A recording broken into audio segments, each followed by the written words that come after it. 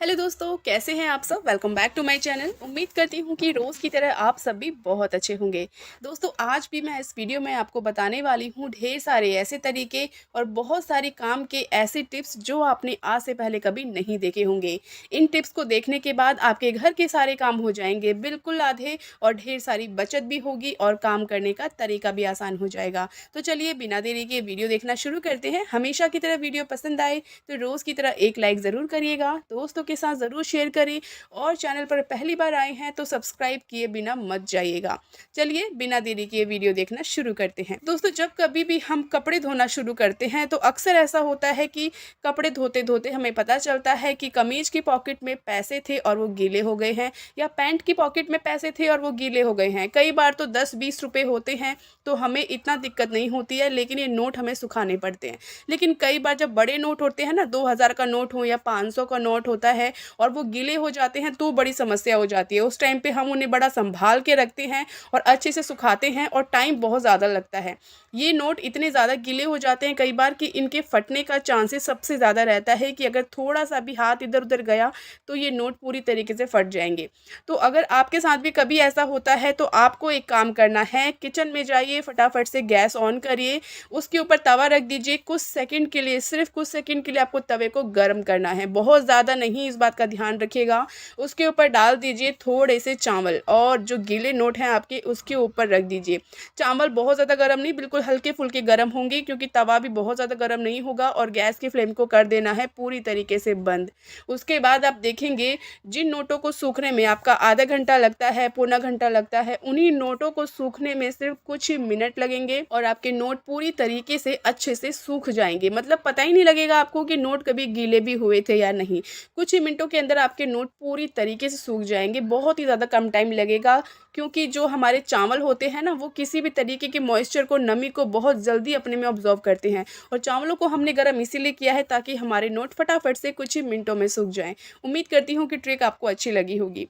दोस्तों, कई बार हमारे पास ना इस तरीके के डब्बे आते हैं, जैसे कई बार घर में छोटे बच्चे होते हैं ना, तो उनके लिए हम खाने पीने की कई बार चीज़ें लेकर आते हैं, तो इस तरीके के डब्बे बच जाते हैं। या किसी भी तरीके का कोई ऐसा डब्बा हो जिसके अंदर हम खाने पीने की चीज़ें यूज़ करते हैं, तो इन डब्बों को अक्सर हम लोग फेंक दिया करते हैं। तो फेंकने की जगह आप इनका बहुत अच्छे से यूज़ कर सकते हैं घर के अंदर, और बहुत अच्छे से आपका डेकोर बनकर तैयार हो जाता है। तो मेरे पास यहाँ पर कुछ पॉलीथीन है, इनको मैं एक बार अच्छे से स्ट्रेट कर लेती हूँ और बिल्कुल बढ़िया तरीके से इनको इस तरीके से एक के ऊपर एक रख लेती हूँ। दिखने में बेहद खूबसूरत लगेगा आपको ये डेकोर।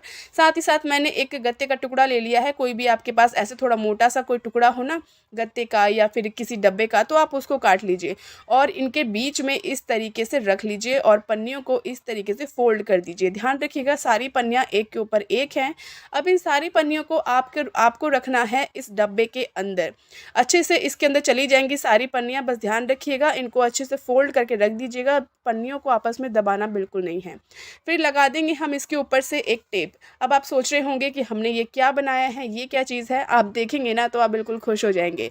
इसके लास्ट में हम लगाते हैं एक छोटा सा कट और इसे अब रखते हैं हम अपनी बिल्कुल अच्छी जगह पे, जहाँ पे आपका सजावट वाला कोई सामान हो। यानी कि जैसे टिश्यू पेपर के लिए हम आराम से टिश्यू पेपर निकाल पाते हैं ना, बिल्कुल आपकी पॉलीथीन अच्छे से इधर उधर जो पड़ी रहती है वो बहुत अच्छे से इसमें अरेंज हो जाएगी और देखने में भी बेहद खूबसूरत लगता है। आप चाहे तो इस डब्बे को अच्छे से डेकोर कर सकते हैं किसी भी प्लास्टिक शीट से या किसी भी अच्छे कागज़ से, तो दिखने में तो खूबसूरत लगेगा ही। साथ ही साथ पन्नियों के अलावा आप इसके अंदर टिश्यू पेपर्स भी रख सकते हैं। चलिए बढ़ते हैं अगली ट्रिक की तरफ। दोस्तों, अक्सर ऐसा होता है कि जब कभी भी हम रोटियां बेलते हैं ना, तो ये जो बेलन हमारा होता है, रोटियां बेलते वक्त बहुत ज़्यादा रोटियों पे चिपकता है। और अगर कोई नया अगर रोटियां बनाने सीख रहा हो, बिगिनर हो ना, तो उसको तो बड़ी प्रॉब्लम होती है, क्योंकि एक तो रोटी बनाना ठीक से आता नहीं और दूसरी तरफ ये बेलन बार बार रोटियों पे चिपक जाता है। तो इसके लिए एक छोटी सी ट्रिक है जो आपके बेहद काम आएगी, खासतौर से उनको जो अभी शुरुआत में रोटियां बनाना सीख रहे हैं। तो आपको करना ये है कि गैस की फ्लेम को ऑन कर देना है। गैस की फ्लेम के ऊपर बेलन को थोड़ा सा आप अलट पलट कर सेक लीजिए, क्योंकि होता ये है कि आटे के अंदर नमी होती है और हमारा हल्का फुल्का बेलन भी जो है नमी की चपेट में आ जाता है, क्योंकि हम इस पर रोटियां बेलते हैं। तो इससे होता ये है कि हमारा जो बेलन है वो भी नमी पकड़ लेता है, और जब कभी हम रोटियां इस पे बेलना शुरू करते हैं ना इससे, तो सारी नमी इस पे आ जाती है और रोटियां चिपकना शुरू कर देती हैं। तो थोड़ा सा आप इसे गर्म कर लीजिए रोटियां बनाने से पहले, तो आपका बेलन कभी भी इन रोटियों पे बिल्कुल भी नहीं चिपकने वाला है और आपकी रोटियाँ बिल्कुल गोल और खूबसूरत बनेंगी। दोस्तों ऐसा अक्सर होता है कि रात को जब हम रोटियां बनाते हैं तो सुबह के लिए कोई ना कोई रोटी हमारी बच जाती है। कई बार तो 1-2 रोटी बच जाती हैं या फिर कई बार बहुत ज़्यादा रोटियां बच जाती हैं।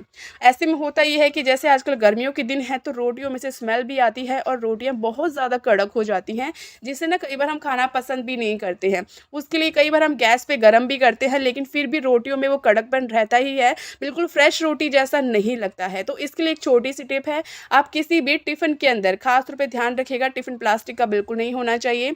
हम यहाँ पर गरम करेंगे थोड़ा-सा पानी, तो मैंने कुकर में थोड़ा-सा तेज़ गरम पानी किया है, गैस की फ्लेम को बिल्कुल बंद रखा है, गैस की फ्लेम आपको ऑफ ही रखनी है। उसके बाद इस टिफ़िन को डाल दीजिए इस कुकर के अंदर और आप 10 मिनट के लिए 15 मिनट के लिए उस टिफ़िन को वैसे ही छोड़ दीजिए, ढक्कन लगा दीजिए। इसमें सीटी नहीं लगानी है, ध्यान रखिएगा, गैस की फ्लेम को बंद ही रखना है। 15 मिनट बाद आप देखेंगे कि आपकी जो रोटियां हैं वो बिल्कुल जो कड़क थी और स्मेल कर रही थी वो बिल्कुल सॉफ्ट हो जाएंगी। आपको यकीन नहीं होगा, आप इस चीज़ को सच में ट्राई करके देखिएगा, ये आपको बेहद पसंद आएगा। मैंने यहाँ पर टिफ़िन को निकाल लिया है, अब आपको मैं खोल कर दिखाती हूँ कि जो रोटियाँ कड़क थी ना वो अब इतनी ज़्यादा सॉफ्ट हो गई हैं, क्योंकि कुकर के अंदर हमने जो गर्म पानी रखा था उसमें जो स्टीम थी उसकी मदद से हमारी रोटियां जो कड़क थी वो बिल्कुल सॉफ्ट हो गई है। और साथ ही साथ इसमें जो स्मेल आती है अक्सर रोटियों में गर्मियों के दिनों में, तो वो स्मेल भी काफ़ी हद तक कम हो गई है। आप इस ट्रिक को यूज़ करके ज़रूर देखिएगा, आपको बेहद पसंद आएगी। चलिए बढ़ते हैं अगली ट्रिक की तरफ। दोस्तों हरी मटर की सब्जी खाना तो हम सबको बेहद पसंद है, लेकिन जब ये छिलके हमारे हरी मटर से अलग हो जाते हैं तो हम सब इनको या तो फेंक देते हैं या फिर गाय को दे देते हैं। इसके अलावा शायद कुछ ही लोग होंगे जो इसका यूज़ करते होंगे। अगर आप भी इन्हीं को फेंक देते हैं, ऐसे ही मटर यूज़ करने के बाद छिलके वेस्ट हो जाते हैं, तो आपको ये वीडियो बिल्कुल ध्यान से देखनी चाहिए, ये वीडियो आपके काम की है। दोस्तों एक चीज़ का ध्यान रखिएगा, जब कभी भी आप मटर लेके आते हैं तो छिलकों को वेस्ट समझ के बिल्कुल भी मत फेंकिए, क्योंकि जो मटर के छिलके होते हैं इनमें मौजूद बहुत सारे ऐसे पौष्टिक तत्व होते हैं, जैसे फाइबर, पोटेशियम, विटामिन, कॉपर, बहुत सारी ऐसी प्रॉपर्टीज़ होती हैं जो हमारे आँखों के लिए, हमारे पेट के लिए, हमारे आँखों की रोशनी के लिए बहुत ही ज़्यादा अच्छी होती है। साथ ही साथ दिल की बीमारियों को भी दूर करती है। और इतना ही नहीं, मटर के छिलकों का इस्तेमाल दिमाग भी तेज़ करने के लिए किया जाता है, जिससे मेमोरी पावर बढ़ती है। तो यानी जो आपकी बेकार हो चुकी मटर है ना, जिसको आप सोचते हैं कि मटर के छिलके बेकार हो चुके हैं, वो भी इतना ज़्यादा फ़ायदेमंद होती है। तो आप चाहें तो इसकी सब्जियाँ बनाकर भी यूज़ कर सकते हैं। इनके ऊपर और नीचे के डंठल को निकाल दीजिए, या फिर इनका पकोड़े बनाकर भी यूज़ कर सकते हैं। अगर ऐसे भी यूज़ नहीं करना चाहते ना, तो इनको वेस्ट तो बिल्कुल मत करिए। आप इसमें 2 कप या 2 ग्लास पानी डाल दीजिए, मटर के अकॉर्डिंग जितने छिलके हैं उसके हिसाब से। तो मैंने यहाँ पर 2 ग्लास पानी डाल दिया है। उसके बाद कुछ घंटों बाद आप क्या करेंगे, जितना भी ये पानी है मटर से अलग कर लेंगे और इसको डाल देंगे पौधों के अंदर, जिससे कि एक नेचुरल खाद की तरह ये पानी काम करेगा और आपके पौधे बहुत जल्दी से नेचुरली ग्रो करने लगेंगे।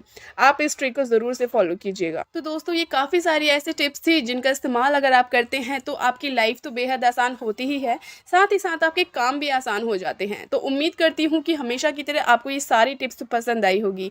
वीडियो अच्छी लगी हो तो रोज़ की तरह वीडियो को एक लाइक ज़रूर करिएगा। चैनल पर पहली बार आए हैं तो सब्सक्राइब करना बिल्कुल मत भूलिएगा। चलिए फिर मिलती हूँ कल आपसे ऐसी ही कुछ नई टिप्स के साथ, एक नई वीडियो के साथ। तब तक के लिए आप सभी अपना ख्याल रखें। Bye bye, take care.